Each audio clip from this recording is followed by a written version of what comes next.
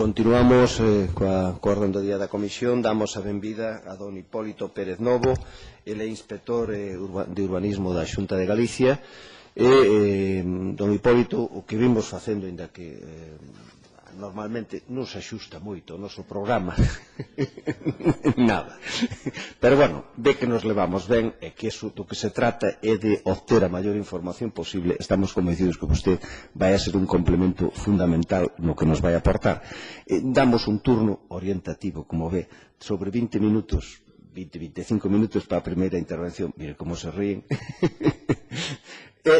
Eu, desde logo, aos comparecentes, si podo, non lles vou cortar o uso da palabra, porque o que se trata é de que falen. E despois vanlle facer un turno de preguntas, pedir aclaracións ou incluso reflexións que fan os portavoces dos distintos grupos parlamentarios, e logo vai ter vostede un turno outra vez para rematar, en torno a 10-15 minutos. Os seus tempos, e digo yo, son orientativos. Os que vou controlar son os deles. Ten vostede a palabra. Moitas grazas. Boa tarde a todos, todas. Ante todo, quero agradecerlles a súa invitación para comparecer ante esta comisión parlamentaria e poder expoñerlles algunhas reflexións sobre o borrador ou o anteproxecto de nova lei do solo de Galiza. Unhas reflexións que vou a facer desde a perspectiva máis ben xurídica da inserción dese novo texto legal proposto no ordenamento xurídico vixente. A miña primeira reflexión é en torno ao cambio do modelo urbanístico que nos propón o borrador da lei. O dereito urbanístico español, tradicionalmente, como é sabido, centrouse en regular a expansión urbana, o crecemento urbano, prestando escasa atención aos tecidos urbanos existentes e concibindo o medio rural fundamentalmente como un espazo residual excluído da planificación urbanística. Nos anos 90 levouse a cabo a chamada liberalización do solo, que estaba asentada en dous piares básicos, segundo manifestaba o preámbulo da hoxe derrogada Lei sobre réxime de solo e valoracións do ano 98. O primeiro piar era a posibilidade de que todo o solo que aínda non fora incorporado á cidade poidese considerarse como susceptible de ser urbanizado, agás no caso de que xustificase a concorrencia de razóns ou valores que xustificaran a exclusión do proceso urbanizador. E outro piar básico, e non menos importante, era a eliminación da programación da execución dos plans e o conseguinte reforzo do papel da iniciativa privada para decidir onde e cando se activaban as operacións urbanísticas.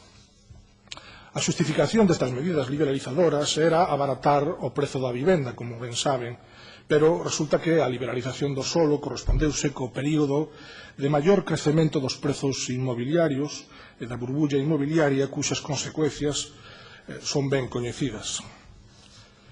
Na actualidade asistimos a un cambio de paradigma, o paradigma da sostibilidade que ven fomentado desde as institucións da Unión Europea. Promóvese así un modelo de cidade compacta, apostando pola rexeneración urbana, pola preservación do patrimonio natural e cultural e por evitar o crecemento disperso e incontrolado.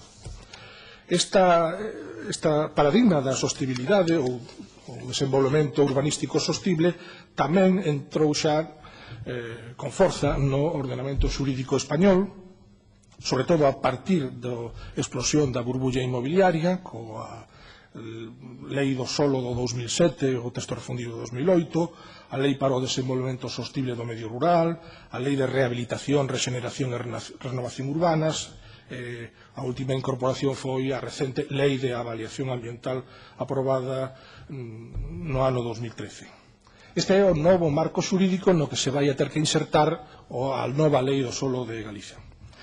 Tamén en Galicia se incorporou con forza este principio de sostibilidade, sobre todo a partir da aprobación das directrices de ordenación do territorio e do Plan de Ordenación do Litoral de Galicia.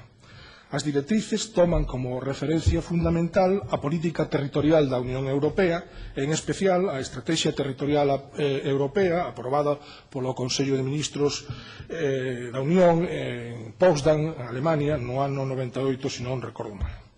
Pois ben, as directrices, precisamente para definir o modelo territorial, din literalmente, estou lendo, É importante frear os procesos de urbanización difusa, de crecementos desconectados dos núcleos existentes ou de desenvolvementos con moi baixa densidade.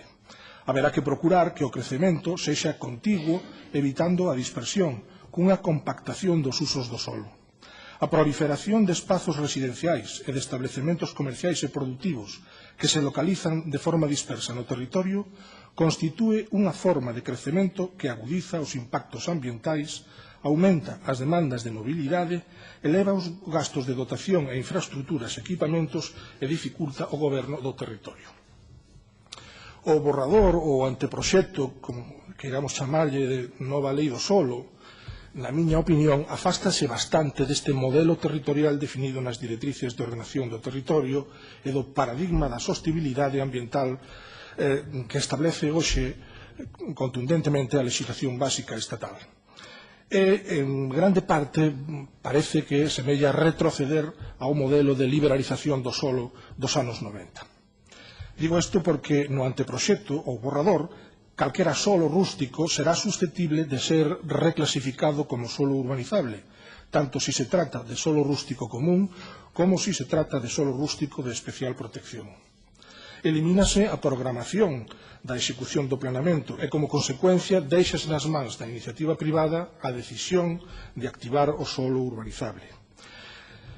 E redúcese significativamente a protección do solo rústico, que pasa a ser concebido agora como un espazo residual excluído da planificación urbanística. Sobre esta cuestión hai dous datos que a mí me parecen moi significativos. En Galiza existen actualmente, segundo os datos do Instituto Galego de Estatística, máis de 1.600.000 vivendas. Solo clasificado como urbano urbanizable vacante de edificación acada as máis de 466 millóns de metros cuadrados de solo, o que nunha estimación aproximativa podemos dicir que nos dá unha capacidade para preto de 800.000 novas vivendas. Se desenvolvese este solo urbano vacante e o solo urbanizable vacante. A luz destes datos, a min pareceme que o principal problema non é hoxe a escaseza de solo urbanizable de vivendas, senón o exceso e a infrautilización dos mesmos. Por lo tanto, o obxectivo do planeamento, penso, non debe ser xa o de seguir incentivando o crecemento urbano, senón o de planificar a reutilización do stock de solo e de vivendas xa existente para redimensionalos e facer un uso máis intelixente dos mesmos que permita atender mellor as importantes necesidades insatisfeitas. Isto me leva á segunda reflexión, a insuficiente regulación no anteproxecto da rexeneración urbana. Outros datos que me parecen relevantes.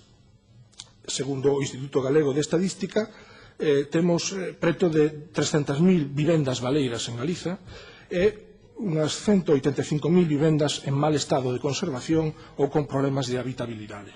Por lo tanto, o principal reto do planeamento consiste hoxe, na miña opinión, en xestionar este patrimonio construído en beneficio de toda a comunidade. A Lei de Rehabilitación, Rexeneración e Renovación Urbanas do 2013, lei estatal, establece un marco normativo básico que vai dirixido a esta finalidade. Pero resulta insuficiente. Precisa ser complementado e desenvolvido polo legislador urbanístico autonómico. O anteproxecto de nova lei, ou borrador da nova lei, apenas se ocupa de esta materia. Na miña opinión, debería completarse e regularse algunhas das seguintes cuestións en relación coa rexeneración urbana. O patrimonio público de vivendas. Na lei sí que se regula o patrimonio público do solo, pero non o patrimonio público de vivendas, que podería nutrirse das cesións obrigatorias previstas no artigo 16 da Lei do Solo do Estado, así como tamén da expropiación por incumprimento da función social da propiedade das vivendas baleiras ou en estado de ruína, ali onde as necesidades de vivenda non estean cubertas coas precaucións oportunas. Nas operacións de rexeneración urbana pareceme tamén fundamental evitar o fenómeno que se chama da xentrificación, é dicir, da expulsión da poboación autóctona e a súa sustitución por sectores de maior poder adquisitivo. A tal efecto, debería completarse a regulación do dereito ao realoxo e estendela a todos os ocupantes lexítimos de vivendas afectadas por operacións urbanísticas e, ademais, deberíamos adoptar as medidas necesarias de apoio aos propietarios de vivendas cuxos niveis de renda familiar lles impida facer fronte, con solvencia mínima, as cuotas derivadas das obras de rehabilitación e de reurbanización que sean necesarias, de modo que podan manterse no edificio rehabilitado, pois se non se prevén estas medidas, isto podería comportar a perda da súa vivenda e a expulsión do proceso de rexeneración e rehabilitación urbana. Outra cuestión que debería mellorarse sería a regulación da declaración de ruína, establecendo limitacións á demolición das edificacións existentes para evitar a destrucción do patrimonio construído con fins meramente especulativos. Un dato, no período de expansión 2003-2008, demoléronse unhas 7.600 vivendas, mentras que só se rehabilitaron 7.367. É dicir, o ritmo de demolición de vivendas é superior ao ritmo de rehabilitación, polo menos neste período. Tamén penso que sería bo regular os criterios e obxectivos para a delimitación dos ámbitos suxetos a actuacións de rexeneración urbana, así como as prioridades para recibir financiación pública evitando arbitrariedades. Penso tamén que deberían regularse os supostos nos que a ordenación urbanística implica un incremento do aproveitamento urbanístico lucrativo da cidade compacta, da cidade consolidada, de modo que se prevea un incremento proporcional dos espazos libres públicos e das dotacións urbanísticas para dar resposta ás necesidades da poboación e resolver tamén, de paso, os problemas de mobilidade. En fin, en este tema, penso que tamén deberíase regular o contido do plan, programa ou instrumento a través do cal se leven a cabo as operacións de renovación e rexeneración urbanas, contendo non só medidas de carácter propiamente urbanístico, senón tamén complementándoa con medidas de rexeneración ambiental e medidas sociais. A terceira reflexión vai en relación coa desprotección do solo rústico que comporta o borrador da lei. E digo isto porque elimina as categorías de solo rústico de protección agropecuaria e de protección forestal. Sobre esta cuestión, o anterior comparecente me parece que se estendeu xa profusamente, entonces xa non vou engadir nada máis. En canto ás restantes categorías de solo rústico de especial protección, tamén se reducen considerablemente. O solo rústico de protección de costas redúcese á metade como consecuencia da rebaixa da franxa de protección de 200 a 100 metros. O solo rústico de protección de espazos naturais só abranguerá, de manterse o anteproxecto de lei, os espazos protegidos pola Lei de Conservación da Natureza, deixando, polo tanto, excluídos os ámbitos delimitados nos instrumentos de ordenación do territorio e no planeamento urbanístico municipal, que son máis dos que prevé hoxe a Lei de Conservación da Natureza. Especial incidencia ten isto, na miña opinión, nas directrices de ordenación do territorio, que establecen as chamadas áreas estratéxicas de conservación e así como unha rede de corredores ecolóxicos que cumpren unha función fundamental no modelo territorial definido nas directrices. Pero as directrices non delimitan estes espazos, senón que se remiten ao planeamento urbanístico municipal para concretar a súa delimitación. Se o planeamento urbanístico non pode delimitar fora da Lei de Conservación de Espazos Naturais estes ámbitos protegidos, as directrices de ordenación do territorio desaparecen nestas áreas estratégicas de conservación da natureza e as redes de corredores ecolóxicos, o cal me parece especialmente grave. Outro tanto pasa co solo rústico de protección paisaxística, que só comprende os ámbitos delimitados nos catálogos da paisaxe elaborados ao beiro da Lei de Protección da Paisaxe de Galiza.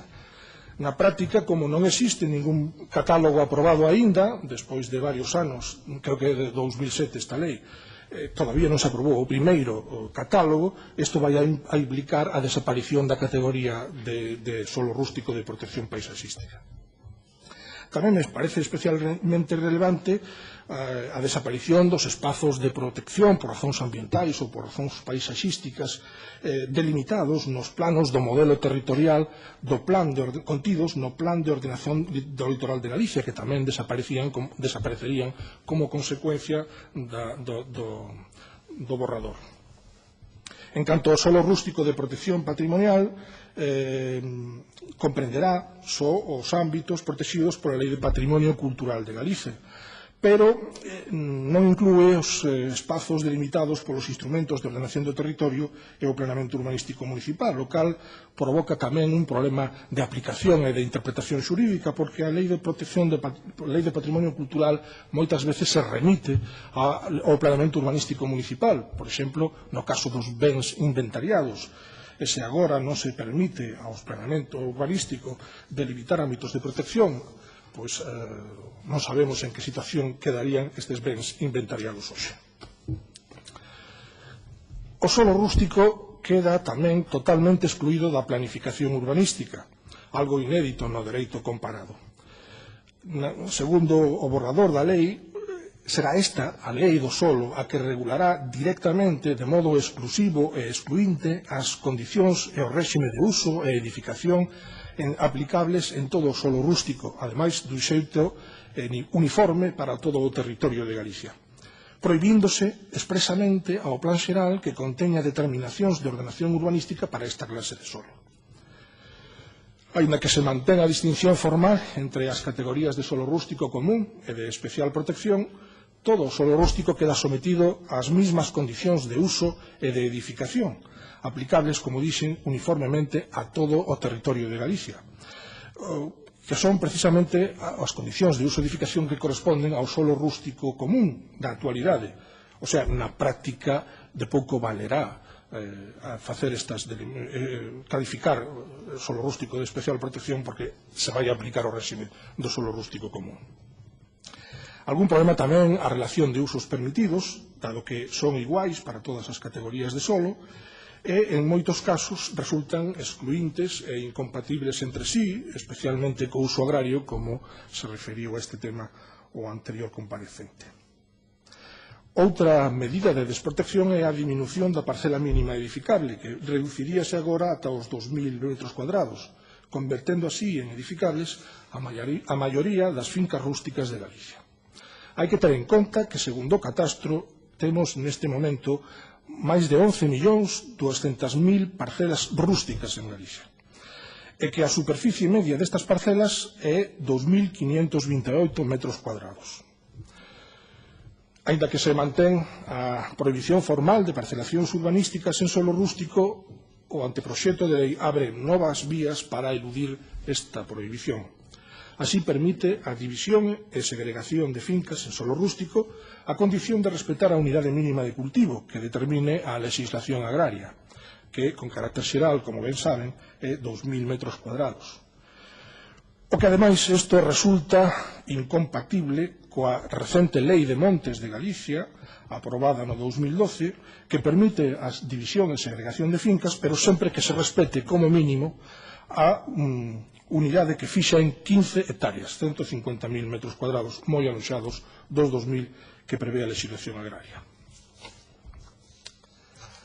A cuarta reflexión vai en relación cos novos asentamentos rurais xurdidos ao marxe da planificación urbanística. Refíronsme a estes asentamentos que xurden fundamentalmente pola proliferación de vivendas ilegais en solo rústico, principalmente dos municipios costeiros, no contorno unha área de influenza das cidades, das vilas con maior presión urbanística. Este tipo de asentamentos teñen hoxe encaixe no chamado solo de núcleo rural común.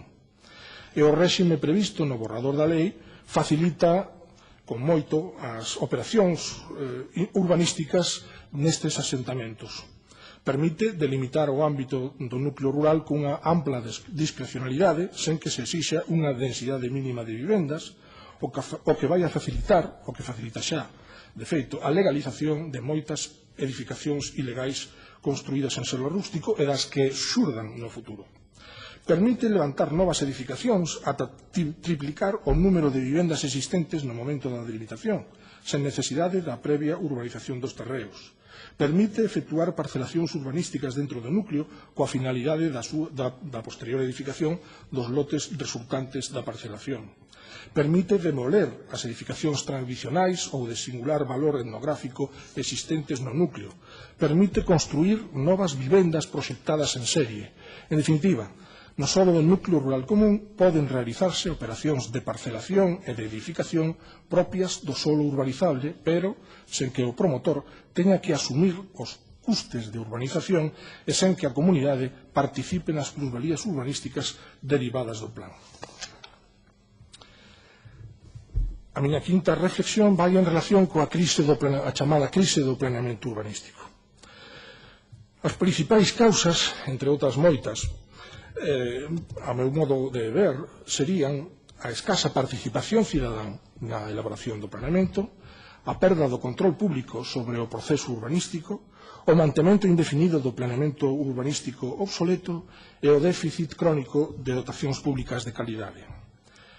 Vamos a estendernos un pouco máis sobre estas 4 causas.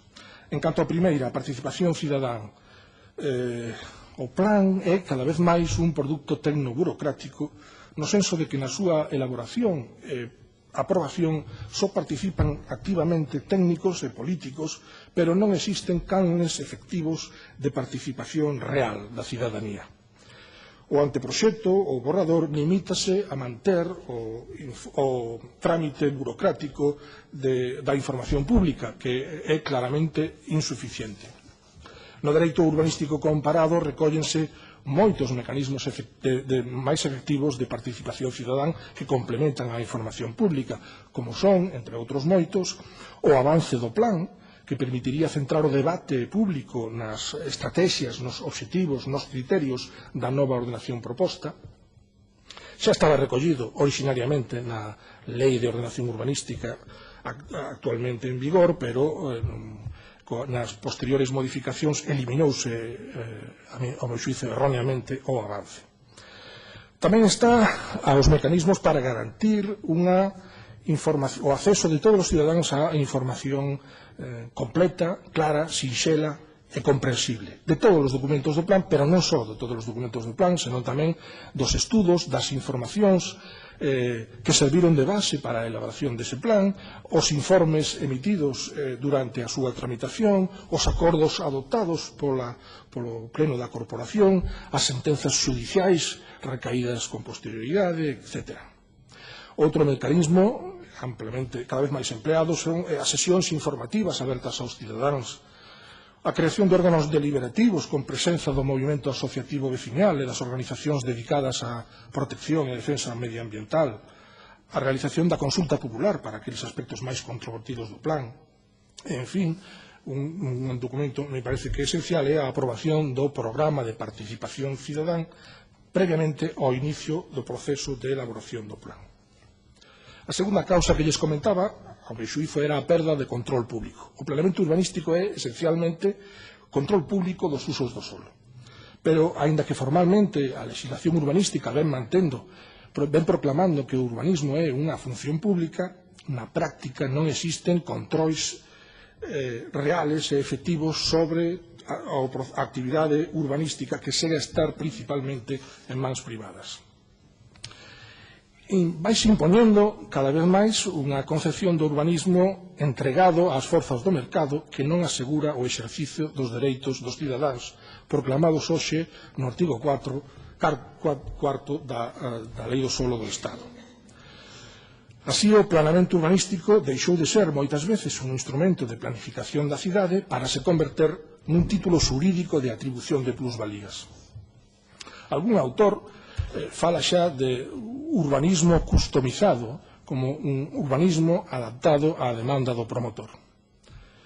As causas non, sino os instrumentos que veñen facilitando esta perda do control público sobre a planificación urbanística son, entre outras moitas, as facilidades para levar a cabo sucesivas recalificacións urbanísticas que permiten aos axentes inmobiliarios obter maiores plusvalías con cada recalificación.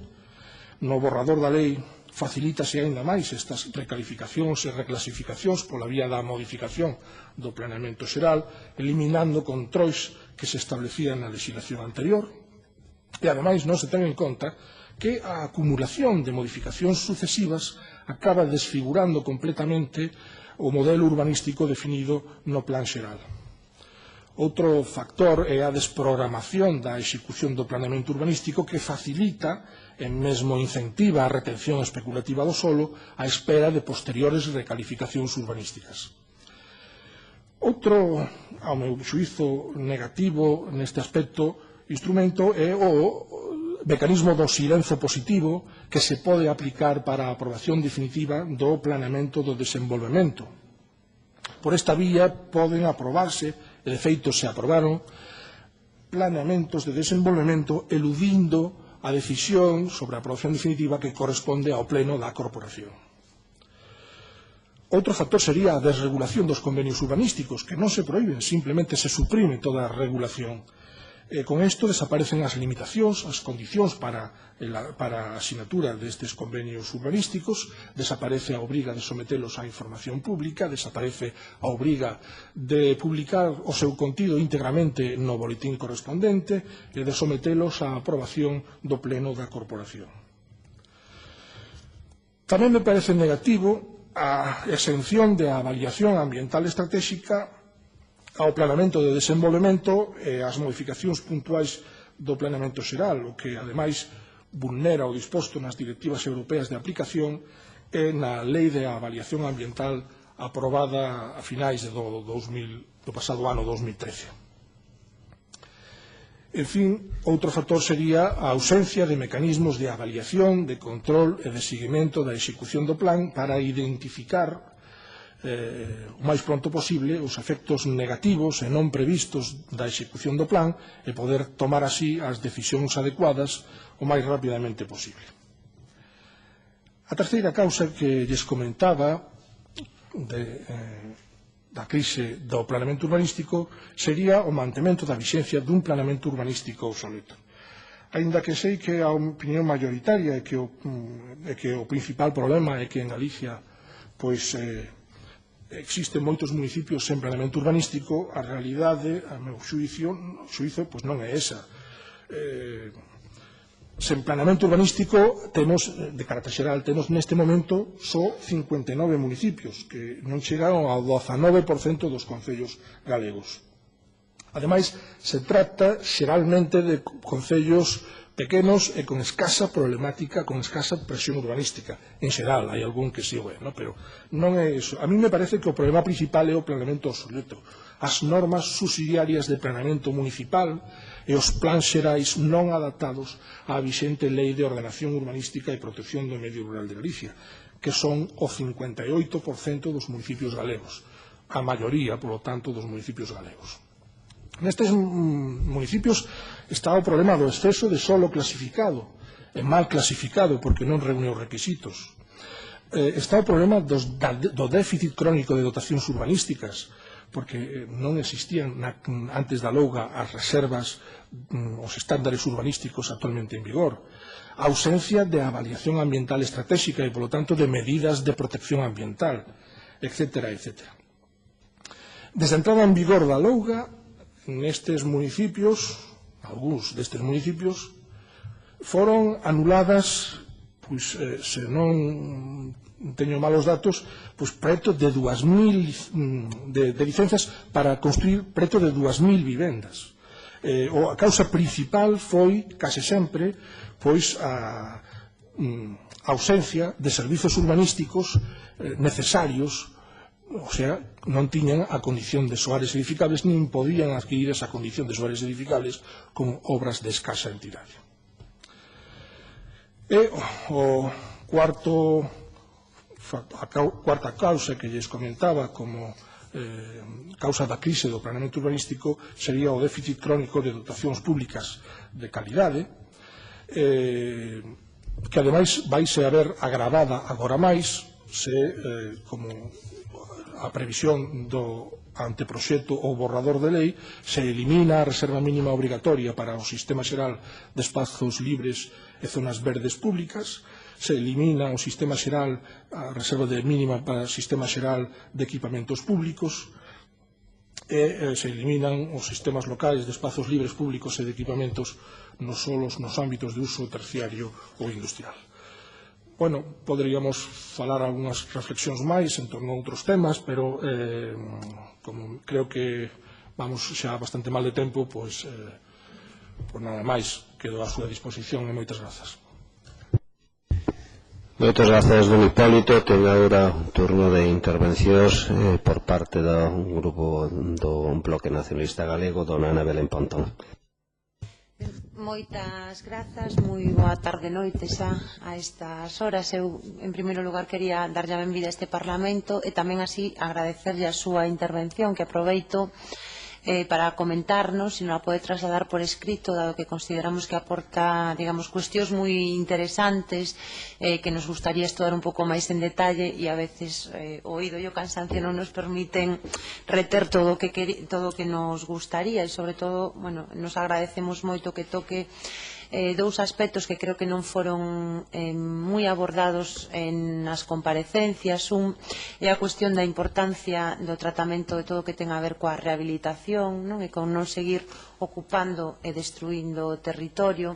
En todo caso, si nos gustaría saber como considera vostede, non, que deben, digamos, de tratarse legalmente aqueles desmans urbanísticos que se teñen feito até o momento e que en algunhas ocasións intentan legalizar, non, para vía de modificacións legais, non, porque unha cousa é conservar o patrimonio ben construído, non seguir ocupando e degradando o territorio, e outra cousa é que sabemos que en Galiza pois existen actuacións desde o ámbito urbanístico que se fixeron, non diría marxe da lei, sino moitas delas incumplindo claramente a lei. Como considera vostede que ese tipo de casos pois teñen que ter tratamento legal e cal debería de ser, digamos, a traslación desas situacións ao ámbito legal? Creemos que é importante digamos, a aportación que vostede fai sobre o dereito ao realoxo, que creemos que é un problema crecente, importante e que debería de abordarse desde todos os ámbitos.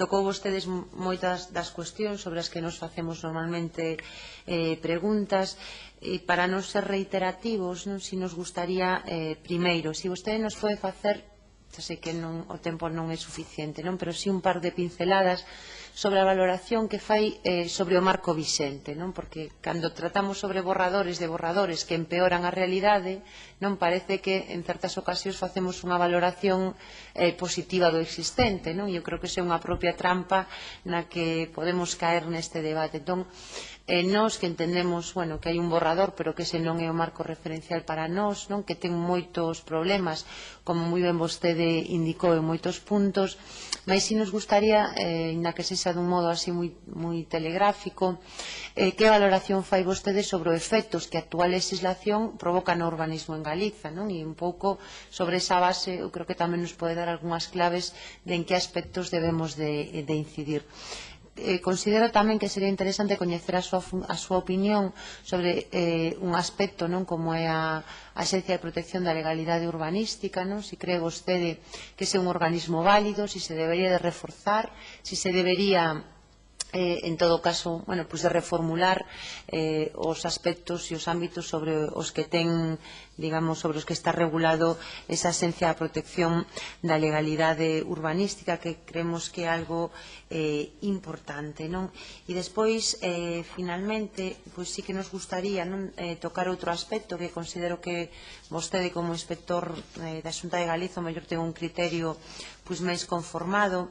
Diferentes comparecentes nesta comisión teñen feito fincapé na necesidade de que debería de existir un marco competencial diferencial máis claro en relación con cales son as competencias da Xunta e cales son as competencias do Concello, non? Sobre todo desde o ámbito municipal houve varios comparecentes que facían mención a que non consideraban lóxico que as competencias de urbanismos dos concellos foran tuteladas, non? No sentido de que non todas as competencias de urbanismo deben ser dos concellos, que é lóxico que existan competencias no ámbito urbanístico, no ámbito da planificación e da ordenación do territorio que deben de ser, digamos, da Xunta de Galiza, non, por a dimensión que as mesmas teñen, pero sí, pois desde certos, sobre todo desde o ámbito municipal, se trasladaba moito esa queixa, non? Non sei como ve vostede esa cuestión, se considera tamén que que ese debería de ser un ámbito que estuvera mellor reflectido por non só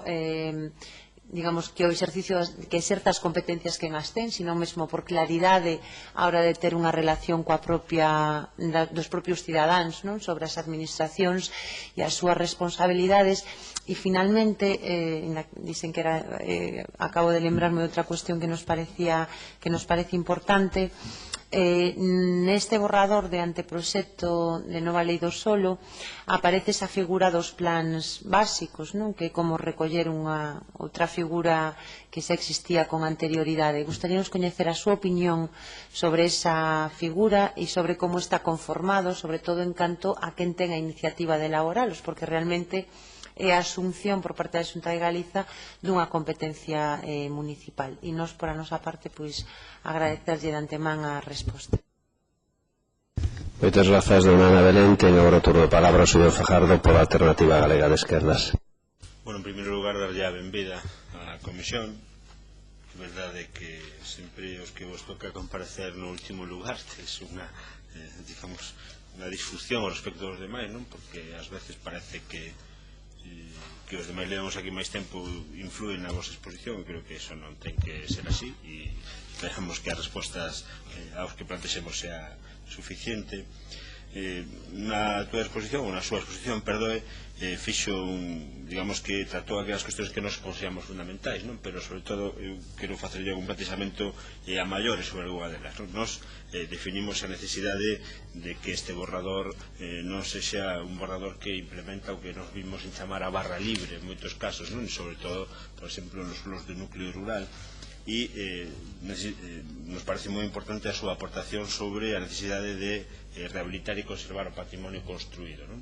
Entón, nese sentido, nos parece moi interesante a súa reflexión, pero é verdade que non é menos certo que ata agora había unha dificultade na conservación do patrimonio construído en dúas vías. A primeira era que en moitos casos os propietarios de patrimonio construído non podían facelo por cuestións economicistas e a veces eran expulsados dese tipo de situación, e outras é que os especuladores utilizaban esta situación de ruína para poder elaborar con maior beneficio un novo plantexamento. Por tanto, habría que, de unha forma clara, consolidar esa situación e unha reflexión sobre este tema, e dicir como se compaxina eso neste borrador coa inexistencia de posibilidades de protección sobre, digamos que entidades construídas no propio territorio municipal, non? Desaparece casi a figura do catálogo, non? Nese catálogo de bens a conservar que tiñamos nos concellos, aínda que en moitos casos temos exemplos moi claros de tampouco serviu para conservar a personalidade dos concellos, pero sí que era un instrumento fundamental. E como queda eso na actual situación? Unha cuestión que nos parece moi importante sobre a reducción dos mínimos de estándares de calidade, non? En canto a espacios libres, en canto o tema de equipamentos, zonas verdes, é un tema que preocupa, e dende logo queda claro na súa intervención que non parece que a norma permita consolidar un crecemento que permita calidades de vida. Pero, dende logo, nosotros tamén planteamos sobre estes espacios mínimos e reservas, é dicir, cal é o plantexamento que vostede ve ao respecto a necesidade de establecer uns mínimos de reservas para vivendas sociais, vivendas de uso público e demais, non? E no sentido en que se fala tamén dos patrimonios municipais de vivenda, non? De como vostede cree que se pode plantexar a necesidade a través desta norma de introducir mecanismos de espacios ou patrimonios municipais de vivenda que sirvan para outro tipo de intervención na vivenda, ademais da vivenda de protección e das vivendas, digamos, das reservas de vivendas de protección, non? Nos parece moi interesante a reflexión e as aportacións que fai sobre o tema da participación cidadá. Para nós é fundamental que os planeamentos conleven a participación cidadá, e nos gustaría se pode concretar algo máis como vostede podría ou cree que se debería plantexar esa, digamos que, programación de participación previa aos traballos do plan, non? Desaparece nesta norma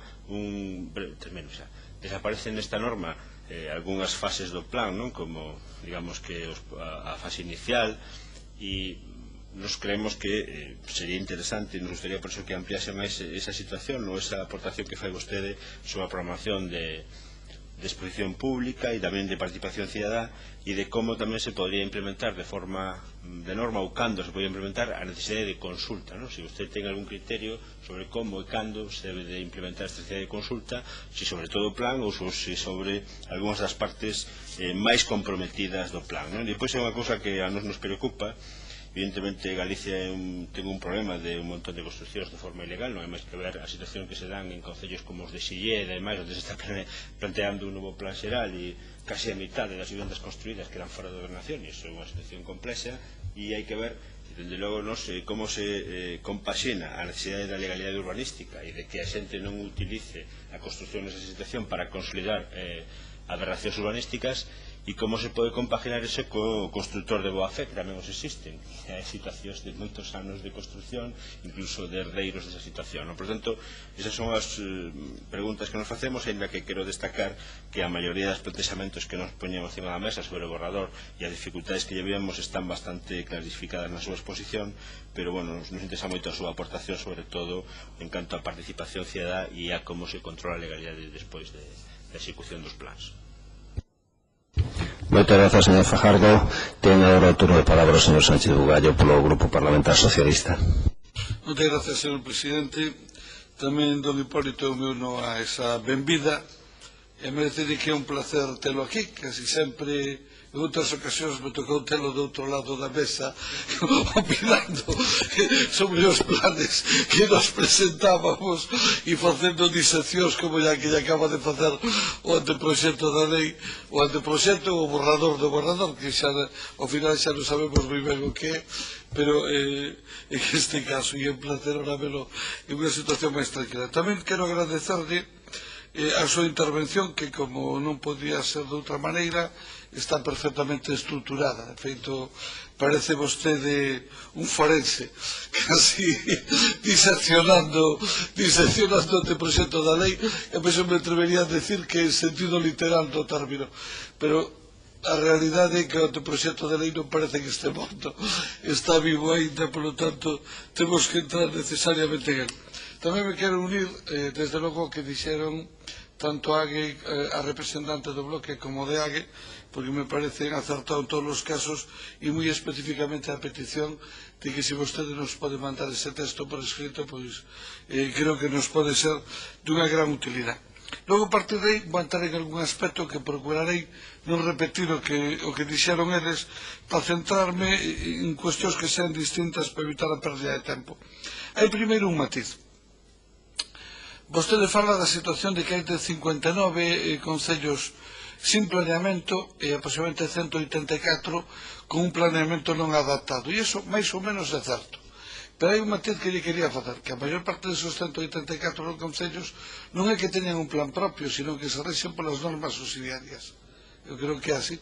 Se rexen polas normas subsidiarias provinciales, e a min iso en realidad me parece que se acerca máis a non ter planeamento, inda que técnicamente se vexa de outra maneira, que a ter un planeamento non adaptado. Segundo rasgo que a mí me chama a atención, vostede foi, penso eu, unha das persoas que foron consultadas e que tuvo algo que ver da elaboración da Lei 9/2002. Me imagino que a súa opinión técnica sería tida en conta. Desde o meu punto de vista, o anteproxecto que hoxe se presenta é un severo retroceso con relación ao propio contido da Lei 9/2002. Non sei se ese é o seu criterio. Hai algo que vostede que conoceu o nacemento desa lei desde o principio, pois ainda mellor que a min saberá, que primeiro se falaba dunha lei de urbanismo e ao final recibimos de propina unha lei do medio rural metida polo medio, da que polo menos nas comisións das que eu participei nunca se falara. Se decía que a había, pero nese tema non chegáramos a entrar e de repente no medio da lei do solo se nos mete unha lei do medio rural que de alguna maneira non digo que desvirtuara o contido desa lei, pero plantexou un escenario distinto, porque de alguma maneira foi como intentar trasladar ao medio rural unha lei que Cecais non estaba concebida para o medio rural. E ao final probablemente non resolvimos ben ninguna das dúas situacións. E eu hoxe ainda teño a dúbida de se non sería preferible facer unha lei de urbanismo por un lado e por outro lado facer unha lei de medio rural que respondera ás demandas e necesidades de ámbitos que non están crecendo. Antes poñemos o exemplo, antes de chegar co comparecente anterior, non. Co anterior, por exemplo, de un concello que tiña 6.000 habitantes nos anos 60 e que agora ten 2.000 e pico. Bueno, en realidad, cales son as necesidades de crecimento urbano de un concello desas características con unha población media que probablemente a súa edade media supere os 65 anos? E que, por certo, hai moitos máis habitantes vacunos que non votan, por suposto, que habitantes humanos. É dicir, que o que creceu foi a población vacuna en ese concello. En ese caso concreto, especificamente é así. Quer dizer, que o mellor estamos intentando dar respostas inaxeitadas a unha realidade que non require ese tipo de respostas. E en suma, xa sintetizando, sobre os planes xerales, eu vivín a terrible experiencia no lado contrario á mesa que vostede ocupaba de intentar sacar un plan xeral. No meu caso foi un récord porque apenas en 7 anos e 8 meses conseguimos desenvolvelo. Está moi por encima da media porque a media real debe andar polos 12 ou 14 anos, salvo en Lugo que van polos 18 e en algúns outros sitios que van ainda peor. Claro, non sería preferible simplificar o contido dos planes? A vostede lle parece que é razonable cada vez que se fai un plan xeral novo volvelo a rediscutir todo? Non sería preferible que un modelo de ciudad ou de municipio que se asente por décadas e se o plan novo é unha simple revisión e non cuestiona o modelo, o que se manteña non se volva a revisar outra vez? E que debemos facer co suelo urbanizado consolidado, co suelo urbano consolidado, perdón? Que podemos facer co fora de ordenación, o que queiramos cambiar? Preguntaronlle antes que opinaba destos planes básicos para o rural. Non sei cal é o seu criterio, pero se o seu criterio fora favorable, porque eu creo que as maiores catástrofes de Galicia se produciron en municipios sin planeamento, non en municipios con planeamento. O caso de Teo, o caso de Barreiros ou o caso de Cervo son municipios para min sin planeamento, ainda que como no caso de Teo se rexeran polas normas subsidiarias provinciales que ocasionaron para min unha auténtica catástrofe aí. Non sería preferible facilitar que cada concello teña o seu plan, darlle o protagonismo ao propio concello e que a Xunta actúe subsidiariamente se o concello non exerce a súa competencia? E segundo, non sería posible que os planes xerales das ciudades, o plan xeral fora simplemente un plan xeral estrutural máis sinxelo e tuvera un desenvolvemento sempre que non alterara e non modificara o modelo a través de desenvolvemento de planeamento parcial? Bueno, non sei se estas preguntas as formulei de forma moi confusa e créame que no seu caso lamento especialmente que non tuviéramos unha tarde solo para estar con vostede, porque estou seguro de que nos sería extraordinariamente útil precisamente pola súa experiencia no ámbito autonómico, no ámbito do urbanismo, nun dos ámbitos realmente importantes. Por a miña parte máis nada e moitas gracias. Moitas gracias, señor Bugallo. Moitas gracias. Ten agora o turno de palabra polo Grupo Parlamentar Popular don Román Rodríguez. Moitas gracias, señor presidente. Benvido, señor Hipólito Pérez, a esta comisión. Como ve, pois estamos traballando, facendo aportes de diferentes perspectivas e escoitando a moita xente respecto a un objetivo común, é dicir, que no fondo a finalidade desta comisión, escoitar diferentes opinións, pois que enriquezan e que posibiliten pois fixar pois criterios de interés colectivo para unha nova lei do solo. Vostede fixo ou centrou a súa exposición en 5 grandes reflexións. Isto non é unha comisión para polemizar, os ponentes non polemizamos en ningún caso cos comparecentes faltaría máis. Podemos estar de acordo con algunhas cuestións, con outras non, outras interpretacións son francamente cuestionables ou discutibles, pero en todo caso é un plantexamento que fai con toda a liberdade e así o entendemos e tamén agradecemos que faga un aporte por escrito para velo. Eu, en base ás reflexións, he visto o plantexamento que fixo, que foi unha diserción, creo que bastante acaecida do que é o texto na súa perspectiva. Eu quixera, porque me veu escoitando a vostede, outras, a memoria me viñeron outras participacións de outros ponentes, e se falaba a primeira hora da tarde de hoxe da diferencia entre a realidade física, a realidade social, a realidade económica e a realidade xurídica. E se plantexaban como especie de dúas situacións diferentes, porque cando abordábamos o urbanismo só cunha perspectiva, podemos entrar en contradición ca outra visión, e me veu á mente, porque vostede nos plantexou unha reflexión respecto á lei de regeneración das 3R, que puxo en marcha o Ministerio fai moi pouco tempo. E aquí temos escoitado durante moitos comparecentes que facer cando se fai unha intervención de regeneración urbana. E claro, hai cuestións moi complexas de casar, porque se non facemos readoxos, se non incrementamos a edificabilidade, se non queremos tirar edificios, se queremos por encima crear espacios e equipamentos libres, como facemos? É dicir, é un problema que son variables que a veces encaixan con dificultad, non? Evidentemente, no discurso teórico estamos todos de acordo en que se manteña a población, que non se tire nada, que se rehabilite todo, que se generen espacios, que se manteñan as edificabilidades, os volúmenes, pero claro, como facemos todo eso? É dicir, se non hai espacios libres, imaginémonos, non sei, un espacio saturado, pensémonos en Sánchez de Santiago. Se queremos facer unha intervención dese tipo dentro de uns anos, algo teremos que facer, porque senón, como se pode acometer económicamente eso, é como podemos xenerar os espacios libres se non incrementamos edificabilidades ou non modificamos o que é a trama constructiva. E tamén me deu un pouco a idea, a unha reflexión que tamén fixo vostede, referente aos asentamentos que xoldiron ao marxen do planeamento. E esa é unha discusión que xa tivemos aquí no ano 10, cando se fixo a primeira modificación do ano 10 da lei do solo, e se falou deso moito, e se dicía, é obvio que é unha realidade que existe en Galicia, en todas as cidades, nos ámbitos urbanos, periurbanos, nos entornos das grandes cidades e das vilas, nos anos 50, 60, foron xurdindo vivendas que hoxe, ca nosa perspectiva, non nos encaixan prácticamente en nada. Entón, aí hai unha reflexión, é dicir, que facemos? É dicir, ou as tiramos ou legalizamos, porque manteran nun limbo non ten moita solución, e falábamos incluso de parques empresariales, de espacios empresariales,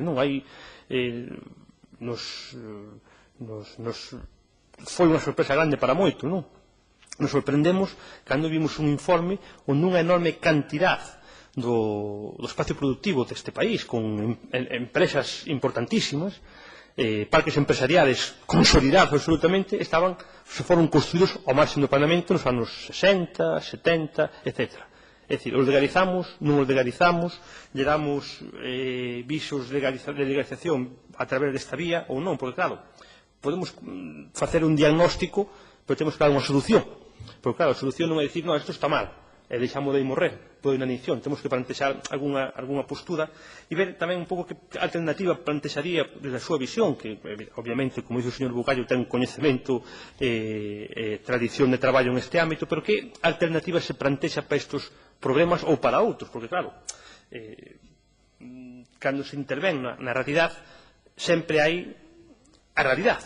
É dicir, pode ser que a nosa visión xurídica de hoxe ou que a nosa visión técnica de hoxe, que posiblemente sexa mellor que a dos anos pasados, vemos que o que se fixo no pasado non encaixa, a cuestión é que facemos agora.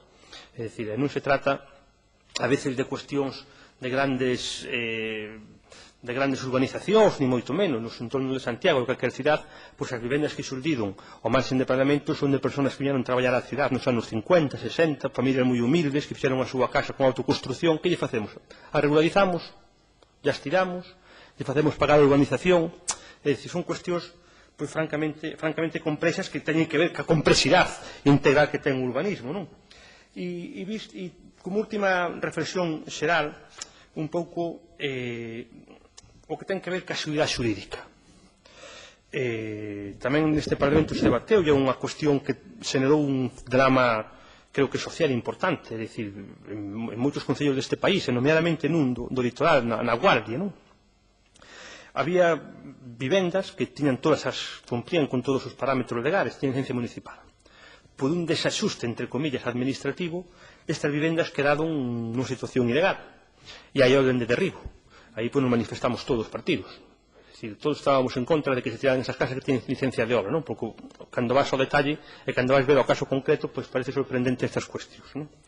É dicir, que plantexamentos se podían facer ou que se poden facer para que as administracións ten ocasións e quizás porque todas as administracións queren ter un sobreprotagonismo no planeamento xeral e queren ter un sobreprotagonismo no que é a legalidade do uso do territorio, levan a xenerar contradicións e levan a xenerar moitas veces choques competenciais importantes entre comillas o sufro cidadano a veces sin culpa ningún. Outra cousa é o que fai a casa sin licencia conscientemente encima do mar.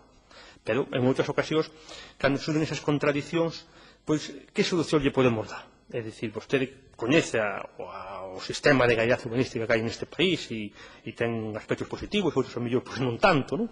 Pero aspectos pois francamente positivos, pero a cuestión é que alternativa lle podemos plantexar a un cidadán ou a un concello que está tendo grandes dificultades para facer un plan xeral e que se topa cunha enorme complexidade xurídica para poder sacar adiante o seu planeamento ou para poder seguir vivindo naquela casa que construiu cunha licencia municipal. Porque, obviamente, eso lle xenera un drama importantísimo para estes cidadáns.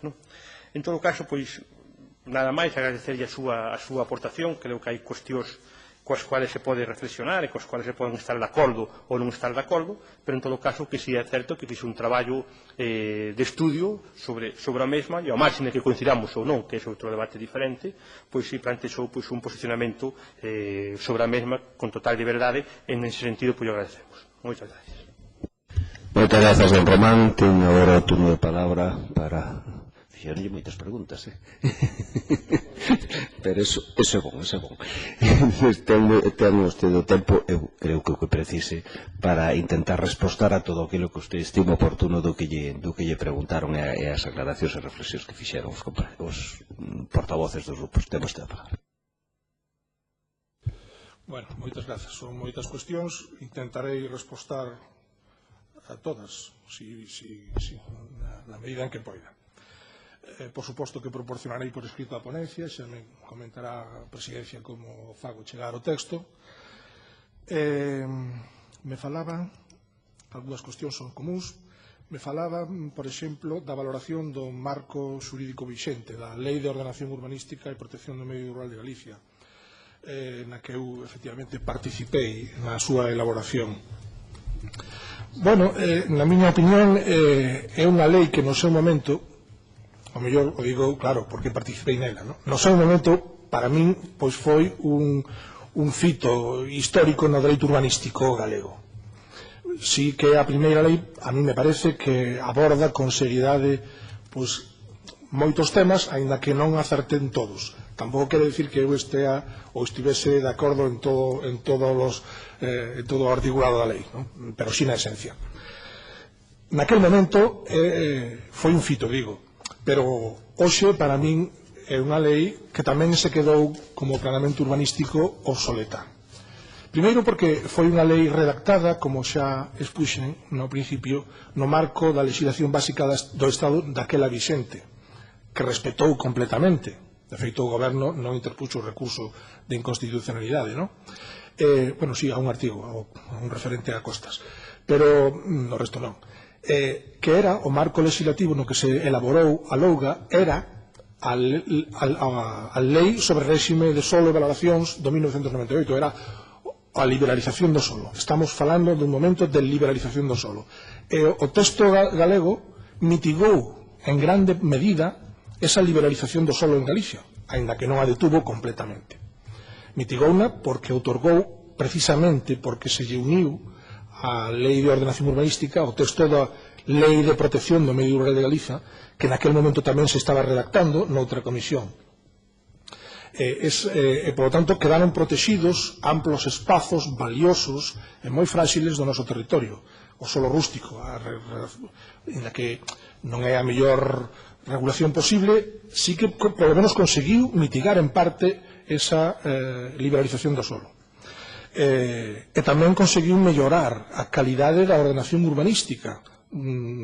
Os plans que se aprobaron con posterioridade a entrada en vigor da Louga, na miña opinión, creo que nesto hai bastante consenso, son bastante millores, teñen bastante mellor calidade que a inmensa maioría dos que se aprobaban hasta coa legislación anterior. E por eso cumpriu, me parece a mí, unha boa función naquel momento. Hoxe, pois isto está desbordado, porque hoxe estábamos falando de que hai un novo paradigma, que é o paradigma da sostibilidade, que se enuncia tímidamente na lei de ordenación urbanística. Hai un momento en que se fala do desenvolvemento urbano sostible, pero é totalmente insuficiente. Tamén temos un novo marco da legislación do Estado. Citei antes unhas cantas leis, 5 leis, que inciden directamente na legislación urbanística e que obrigan só eso, polo menos, a unha adaptación da legislación autonómica coa legislación estatal, que está neste momento chirriando por todos os lados. Bueno, é unha valoración express do que foi a lei, do que significou a lei, na miña opinión, é o momento de cambiarla, sí. En canto a APLU, a Axencia de Protección da Legalidade Urbanística, pois mire, a min tamén me parece que a creación, e posta en funcionamento, máis que a creación da Axencia, significou outro fito fundamental na historia do dereito urbanístico galego. Por qué? Pois voulle dar só un dato. Podería darlle moitos máis, pero voulle dar só un dato. Do ano 1979 ao ano 2007, que é cando exerceu as competencias en materia de disciplina urbanística a Consellería competente en materia de urbanismo e ordenación do territorio, o sea, desde o decreto de transferencias hasta a creación da APLU, executouse unha sola orden de demolición. Díronse moitas, díronse centos de ordes de demolición, pero executouse só unha, na provincia de Lugo, ademais, unha nave. Desde a posta en funcionamento da APLU no 2008 ata finais do ano pasado, teño contabilizadas, cando menos, e seguro que hai máis, 320 demolicións. 320 demolicións. É dicir, pasamos de unha demolición cada 29 anos a máis de unha demolición cada semana. Só isto xa, para min, é fundamental. Sobre as competencias, sobre a clarificación a claridade das competencias entre os concellos e a comunidade autónoma, creo que tamén me preguntou. Bueno, ese é un tema máis político que xurídico e, polo tanto, me manifestarei menos. Eu penso que claridade está bastante claro. Hoxe, non porque a lei sea unha maravilla, senón porque a xurisprudencia, hai tanta xurisprudencia en España sobre esta cuestión do Tribunal Supremo e do Tribunal Superior de Xusticia de Galicia, que temos todos os que traballamos a cotío desde as administracións municipais e desde a administración da Xunta, temos todo moi claro cales son as nosas competencias, ainda que haxa algunha cuestión. Pero, en xeral, temos todos moi claro cal é a nosa competencia. Outra cousa é que estemos de acordo, de que, ao mellor, desde os concellos se reclame máis autonomía municipal e desde a Xunta, pois, ás veces, se vea isto de outra maneira. Con todo, e aproveito, a mí me parece que este anteproxecto de lei reduce a autonomía municipal. Por qué? Porque elimina a potestade do planificador urbanística municipal para ordenar o solo rústico, que é a maior parte do territorio de Galicia. Porque desapodera aos concellos para tramitar os plans especiais que establezcan a ordenación urbanística dos sistemas xerais. Non entendo por que razón. Porque reforza o papel do proxecto sectorial de incidencia supramunicipal para operacións urbanísticas que se impoñen ao concello, contra a vontade do concello incluso. porque elimina a intervención municipal previa ao inicio de determinadas obras e usos de solo, que se substitúe pola técnica da comunicación previa. Esta técnica da comunicación previa, escasamente regulada pola lei do emprendemento, o que está provocando neste momento, eso sí, problemas competenciais, ¿no? Sí que non sabemos aquí estes usos que non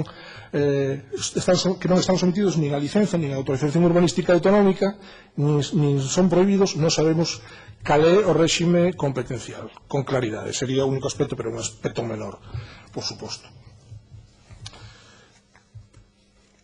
Outro tema que me plantexou, creo que era o dos plans básicos. Bueno, os plans básicos que se prevén nesta lei para os municipios con escasa complexidade urbanística, a miña opinión é neutra. Quero decir que non estou nin a favor nin en contra. Creo que non engaden nada, pero tampouco dañan nada. Na práctica isto non é máis que recuperar unha bella figura que estaba na Lei do Solo de Galiza do ano 97, que se chamaba Proxecto de Ordenación do Medio Rural. Estaba pensado precisamente para os pequenos municipios que non querían clasificar solo urbanizable, que non querían meterse en complexidades de xestión urbanística. E que pasou na práctica? Pois na práctica que casi ningún concello, non sei se se aprobaron 2 ou 3 proxectos de ordenación do medio rural, casi ningún concello quería acollerse a esta figura. Todos querían un plan xeral de ordenación municipal con solo urbano non consolidado, con unidades de actuación, con solo urbanizable, en fin, todos querían crecer. Entonces, todo escaso éxito. Por lo tanto, non é que estea en contra, pero simplemente me parece que un plan xeral xa non é obrigatorio que o plan xeral clasifique solo urbanizable, nin é obrigatorio que pretenda crecer en solo urbano non consolidado. Pode manter a realidade física existente tal e como está, e, por lo tanto, todo solo urbano é consolidado, se non pretende levar a cabo ninguna operación urbanística. O sea, o problema está solucionado xa no texto co plan xeral.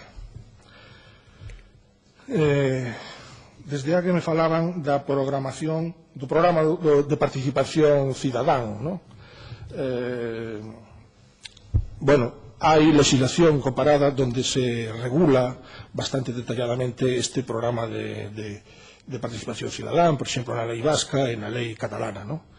Fundamentalmente consiste en empregar combinar algúns dos mecanismos que comentei, as asambleas participativas, os foros de internet, o avance do plan, a consulta popular, en fin, varios mecanismos, dunha outra maneira, programalo, temporalizalo, facer que intervén en que momento e en que cousa, ordenar, en fin, ese debate.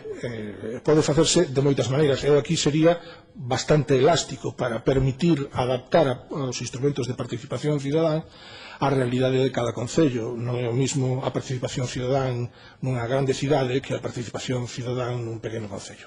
En todo caso, hai certos mecanismos que deben ser empregados sempre en todo caso, como son, por exemplo, as asambleas informativas ou a facilitación vía internet de toda a información e todos os plans, en fin, o avance do plan, etc.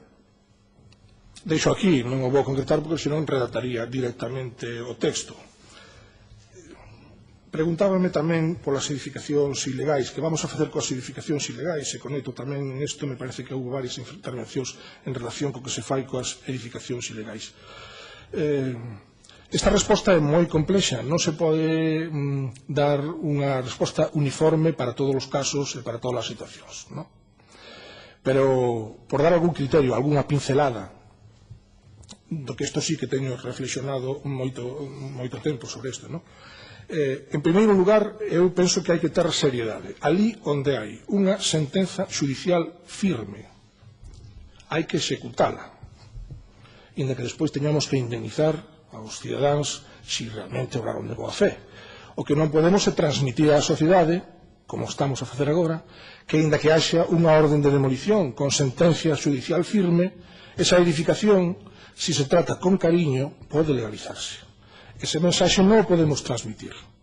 Nin podemos transmitir a mensaxe de que co paso do tempo, se pasan 6 anos, entón xa non pasa nada. É como se usted fixera todo con licencia urbanística, porque estamos igualando ao que fixo unha vivenda con licenza, comprándose un solar a un prezo de solar, pagou un proxecto, pagou as tasas da licencia urbanística, en fin, pasou todos os controis, fixo todo legalmente, con un que fixo todo a brava.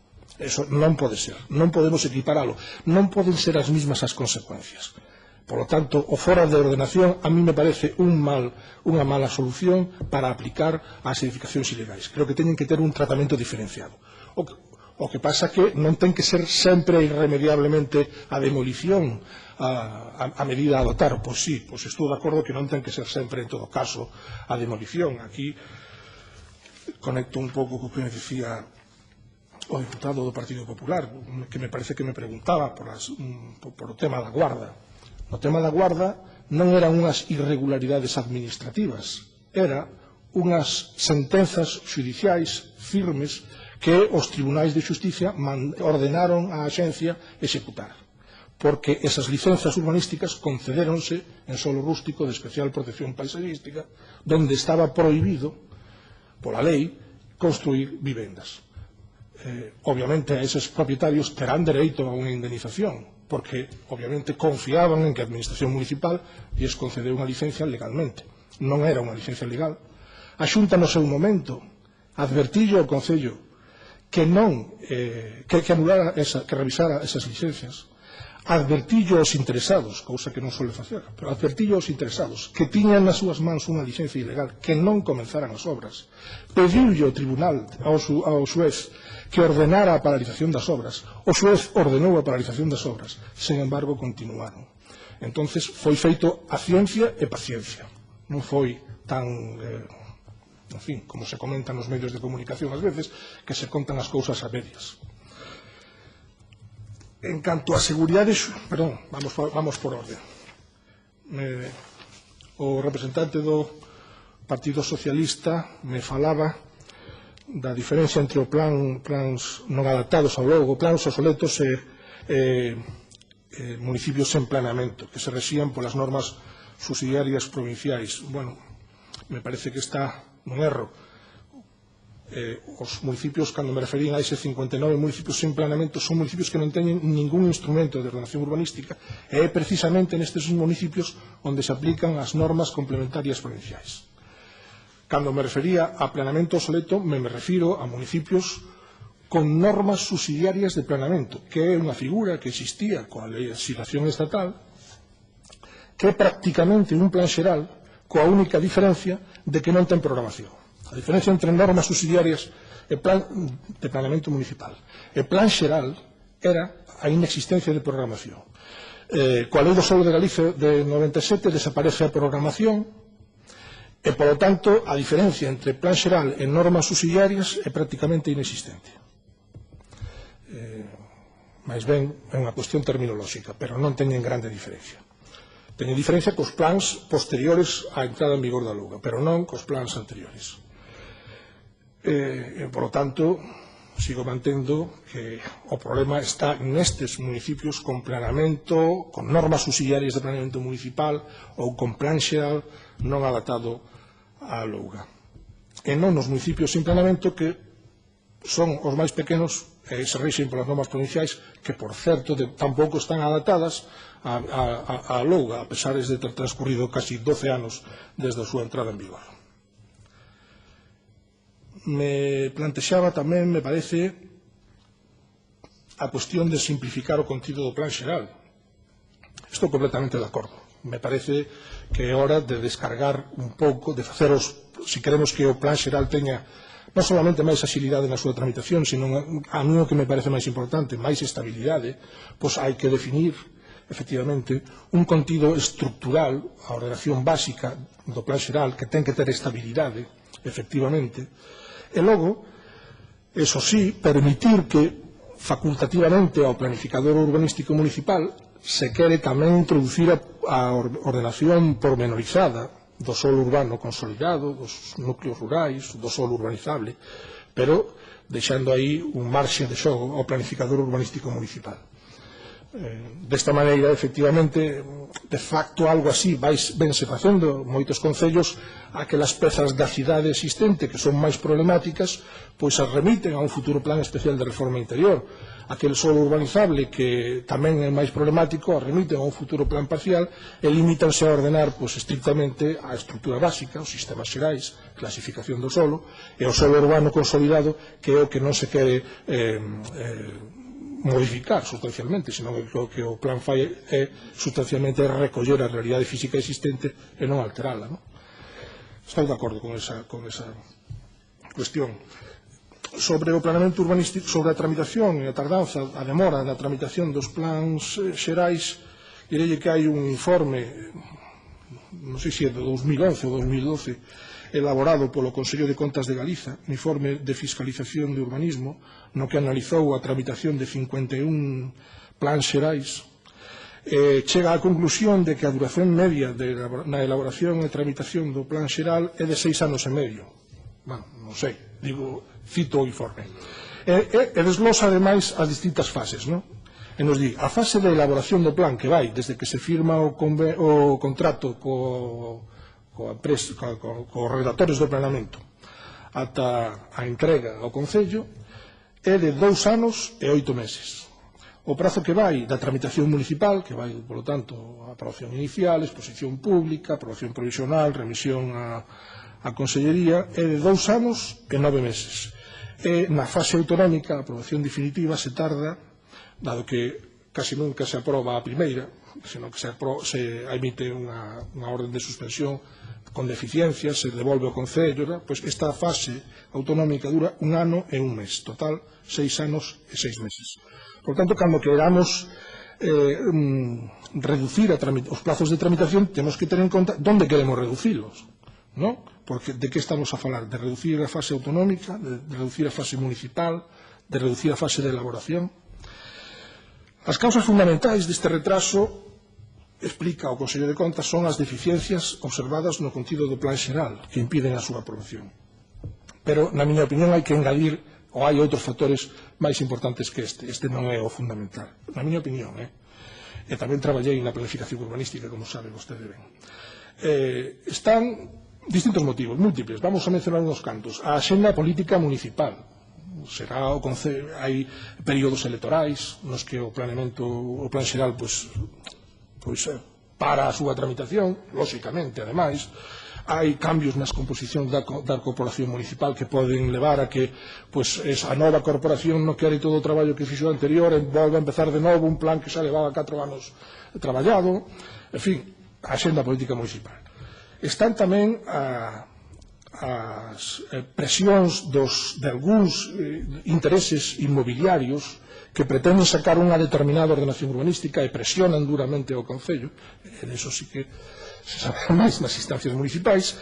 Hai aí tamén unhas tensións, uns conflitos entre a corporación, o modelo que define o plan xeral en tramitación con determinados intereses particulares. Hai un conflito de intereses. Iso que hai realmente detrás, un conflito de intereses públicos e privados. E tamén hai, creo que tamén se mencionou aquí, unha falta de coordinación entre os distintos organismos públicos con incidencia sobre o territorio.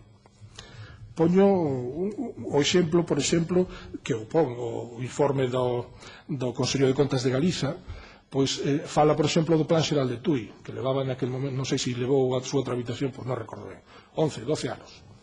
Pero, por que? Cal é a causa?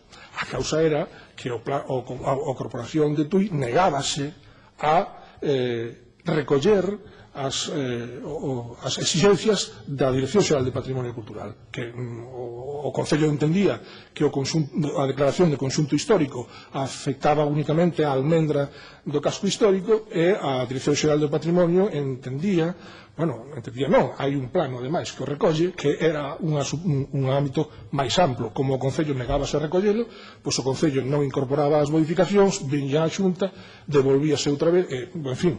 Isto non se pode resolver con un simple problema de axilización de prazos ou de regulación normativa. Obviamente hai un conflito detrás. Creo que con reducir os prazos non resolvemos o conflito, ou o resolvemos en falso.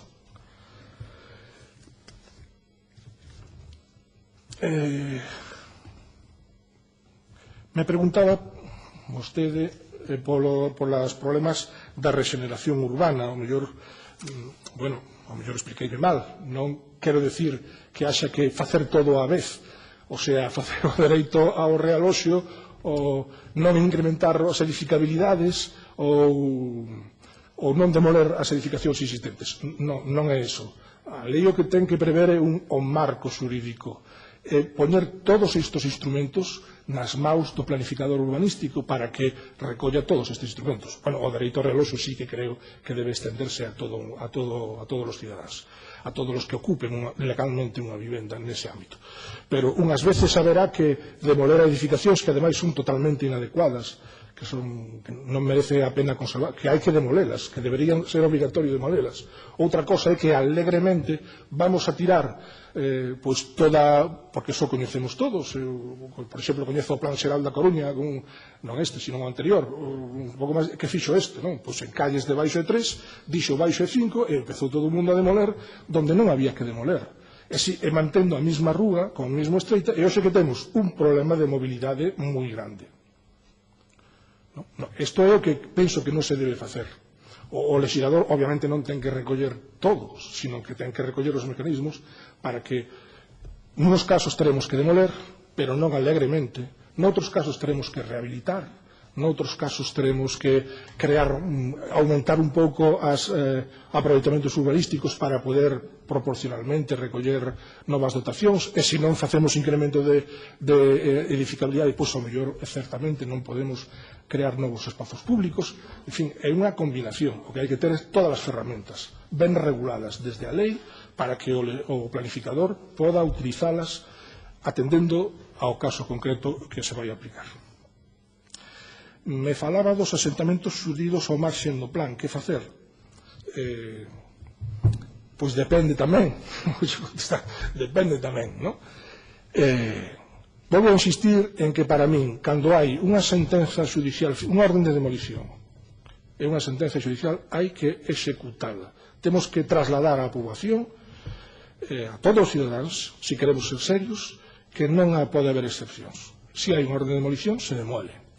Xa veremos despois quen é o responsable desa demolición, se quen o promoveu a edificación, se o Concello, se o técnico que informou mal, ou quen seña. Pero esa é outra cuestión. Hai asentamentos, eses asentamentos que se fixeron nos anos 50 ou 60, obviamente parece razonable, a ninguén me parece que se lle ocurriría demoler eso, pero que hai asentamentos xurdidos hai 2 semanas, como quen di, xurdidos despois da entrada en vigor da LOA, en todo caso. Hai solo de núcleo rural común que se está, expedientes de limitación de núcleo rural que se están aprobando hoxe con ordes de demolición da axencia, que as vivendas que se incluyen no ámbito son vivendas que teñen orde de demolición. Iso é o que non pode pasar. Entón, nuns casos teremos que demoler, en outros casos teremos que adoptar melloras. Sí que ten que actuar o planificador municipal para adoptar medidas para mellorar as condicións ambientais, ao mellor para dotar de servizos eses núcleos, ao mellor para recuperar parte das plusvalías urbanísticas que ganaron os promotores desas vivendas, depende de cando se fixeran as edificacións. En fin, hai moitas solucións que dar.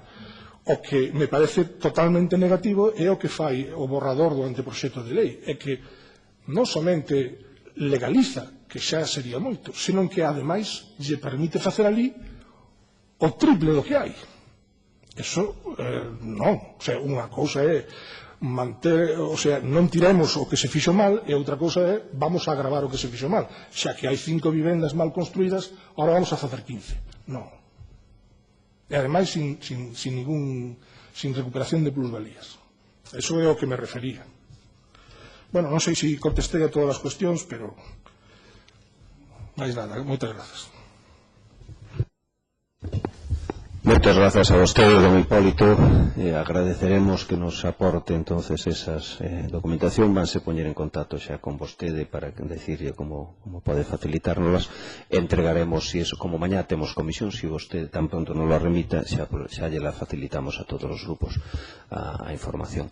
Rematado o orde do día, pois levantamos a sesión e hasta mañá, que temos outra sesión ás 4 da tarde.